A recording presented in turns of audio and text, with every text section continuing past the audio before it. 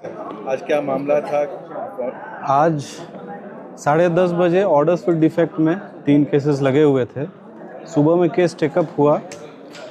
Case take up होने के दौरान ऑनरेबल कोर्ट ने बोला कि चूंकि ये रजिस्टर्ड नहीं है इसीलिए इसको 3:30 बजे सुनेंगे।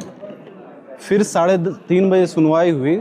सुनवाई के दौरान पिटिशनर्स के तरफ से श्री इंद्रजीत सिन्हा सर, श्री अमृतांत सर और रिस्पोंडेंट की तरफ से श्री अच्युत केशव सर और इंटरवेनर्स के तरफ से कुमार हर्ष सर, ये लोग अपीयर हुए थे। सुनवाई के दौरान कोर्ट ने सिर्फ एक चीज़ को एम्फेसिस किया था कि इस केस में नेचुरल जस्टिस का वायलेशन हुआ है, नेचुरल जस्टिस का पालन नहीं हुआ है। और जो नोटिफिकेशन सरकार ने जारी किया है जिसमें जितने भी एडवर्टीज़मेंट्स हैं 2014 के बाद जितने भी अपॉइंटमेंट्स हुए हैं सबको रद्द कर दिया गया है, इंक्लूडिंग CGL, JPSC 11वीं 13वीं JPSC और भी एग्ज़ाम्स को रद्द कर दिया गया है। तो ऑनरेबल कोर्ट ने कहा कि आपने जो भी किया है उस पर हम क्वेश्चन नहीं कर रहे हैं, लेकिन आपका जो तरीका था, जो वे था वो गलत था, क्योंकि आपने नेचुरल जस्टिस का वायलेशन किया है कि you can not terminate a person without following the due process of law and the natural justice should be followed.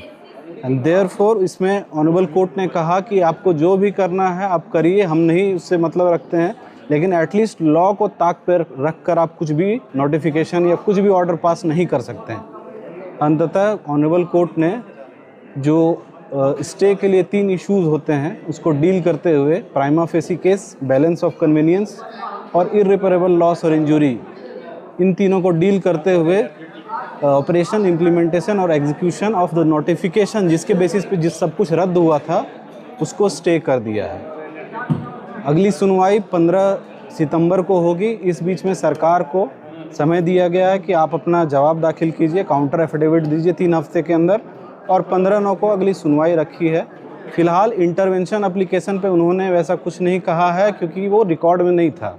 अब उसकी सुनवाई या अगले तिथि पे होगी। इस बीच में अगर उस पर अगर रिप्लाई फ़ाइल करना है पिटिशनर्स को तो वो लोग फ़ाइल कर सकते हैं। और अगर कोई इसमें इंटरवेनर बनना चाहते हैं जिसको अपनी बात रखनी है कोर्ट के सामने कि इसमें उनके साथ गलत हुआ है या फिर अपॉइंटमेंट से रिलेटेड कुछ ऐसा कुछ हुआ है जिसमें उनका भी राइट अफेक्ट हुआ है, तो वो लोग इंटरवेंशन फ़ाइल कर सकते हैं। साथ साथ इसमें एक चीज़ और है कि जितने सीट्स हैं उसमें 40%, 50%, 60% हो सकता है कि इसमें इस तरह के मैल प्रैक्टिसेस हुए हों। तो उस पर ऑनरेबल कोर्ट ने कहा है कि उस मैल प्रैक्टिसेस में जो भी इन्वेस्टिगेशन आएगा, रिपोर्ट आएगा, उससे finally subject to the outcome प्रभावित होगा केस। लेकिन इसमें ऐसा कुछ नहीं हुआ है, किसी पे स्पेसिफिक एलिगेशन लगाने से किसी का गिल्ट साबित नहीं होता है। तो जब तक गिल्ट नहीं साबित हो जाए तब तक किसी को उसके बिना गलती के नो फॉल्ट लायबिलिटी के बेसिस पे उसको रिमूव कर देना, टर्मिनेट कर देना, वो सही नहीं है। सेकेंडली कि ये रेगुलर अपॉइंटमेंट का मैटर है, इसमें बिना उनको अपॉर्चुनिटी ऑफ हियरिंग दिए, बिना प्रोसीजर ऑफ लॉ फॉलो किए हुए, बिना डिपार्टमेंटल इंक्वायरी किए हुए रिमूव नहीं किया जा सकता, टर्मिनेट नहीं किया जा सकता। लेकिन इसमें वही चीज़ हुआ है कि बिना अपॉर्चुनिटी ऑफ हियरिंग दिए हुए, बिना लॉ को पालन किए हुए, without following the basic principle of law and procedures of law, उन लोगों को टर्मिनेट नहीं किया जा सकता क्योंकि ये रेगुलर अपॉइंटमेंट है।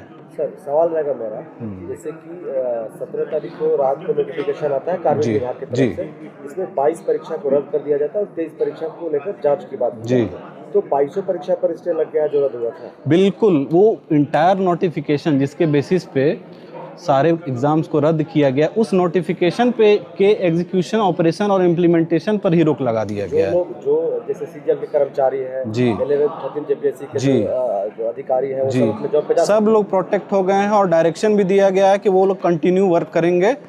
और दूसरी बात है कि जब पूरी की पूरी तरह से नोटिफिकेशन ही ये स्टे हो गई है तो उस परिस्थिति में जो राइट इन रेम, मतलब सब के लिए, मतलब इन कॉमन देखा जाएगा तो उन सब के लिए ये इम्प्लीमेंट होगा, न कि किसी पर्टिकुलर पर्सन या पिटिशनर्स के लिए, वो सब पर लागू होगा। सरकार के जो अधिवक्ता थे उनके तरफ से क्या कहा है, क्या दर्ज सरकार के अधिवक्ता ने कहा कि we have taken the policy decision, हमने पॉलिसी डिसीजन लिया और उसमें जो भी हुआ है, जो प्रोसीजर्स फॉलो हुआ है, वो हम अपना जवाब काउंटर एफिडेविट के माध्यम से देंगे। नाम परिचय सर। मेरा नाम अनुज कुमार त्रिवेदी हुआ, मैं अधिवक्ता हूँ हाई कोर्ट में ही, यहीं झारखंड हाई कोर्ट में ही। और